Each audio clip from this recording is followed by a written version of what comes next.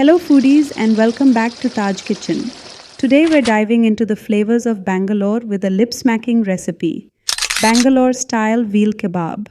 Tender, juicy and crispy, this dish will leave your taste buds wanting more. Let's get started. First, we're working with 1 kilogram of veal, preferably undercut for that tender and melt in your mouth texture. Make sure the meat is boneless and cut into small pieces. Now let's season it up. Add salt to taste, a pinch of red food color if you like that vibrant look, 1 teaspoon of pepper powder, 1 teaspoon of roasted cumin powder, half teaspoon of turmeric powder, 1 teaspoon of coriander powder, half teaspoon of garam masala and 1 tablespoon of red chilli powder for a spicy kick. Next, mix in 1 tablespoon of ginger garlic paste and the juice of 1 lemon.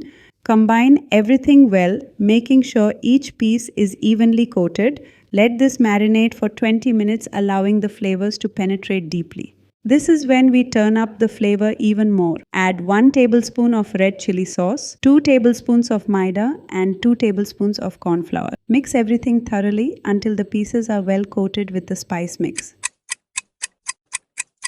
Now it's time to fry.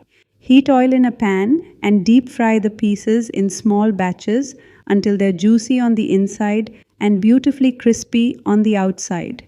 For that extra burst of aroma and flavor, toss in a handful of fresh curry leaves while frying. Finally, once the kebabs are done, sprinkle them with some chaat masala and serve with sliced onions and lemon wedges. Trust me, this combo is a match made in heaven. And there you have it, Bangalore style veal kebab that's packed with flavor, spice and crunch.